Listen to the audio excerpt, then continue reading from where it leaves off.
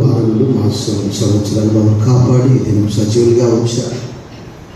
నువ్వు ఆత్మ కనుక నేను ఆరాధించేవారు, ఆత్మతో సత్యంతో ఆరాధించా. మామూలు వెతికి రక్షించా. నశించిన దాన్ని వెతికి రక్షించడం మనిషి కుమారుడు లోకంలోకి వచ్చను అని అక్కడ గ్రంథంలో మేము లూకా 19:10 రాయబడినాం. ఈ దినం మమ్మల్ని అందరినీ కూడా జ్ఞాపకం చేసుకున్నారు. ఆదికాండం 8:1, ఆదికాండం 19:29 నోవహు ఓడలో ఉన్న సమస్తాన్ని కుమారులు, కోడళ్ళు, పశుపక్షాలు, అలాగూ అబ్రహామును, లోతును జ్ఞాపకం చేసుకున్నారు. ఆ నాశనకరమైనటువంటి సొదొమ, గొమొర్రా, అద్మా, సెబోయిము నుంచి లోతును తప్పించారు. అబ్రహామును జ్ఞాపకం చేసుకున్నారు. ఈ దినం ఈ లోకంలో 800 కోట్ల మంది ఉన్నారు.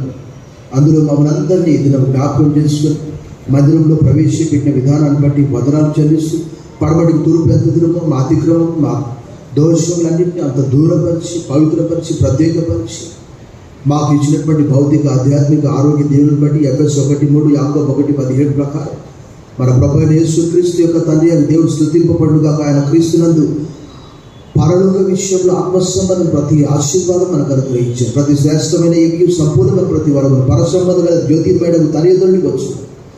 ఈ దినం మమ్మల్ని సజీవులుగా ఉంచినందుకు వదనాలు చెల్లిస్తూ, సమస్త మహిమ, ఘనత, కీర్తిని ఆరోపిస్తూ ఈ స్తుతి ఆరాధన మా రక్షకుడు, మా విమోచకుడు, త్వరగా రానున్న క్రీస్తు నామంలో నీకు సమర్పిస్తున్నా మా ప్రియ పరలోకపు తండ్రి.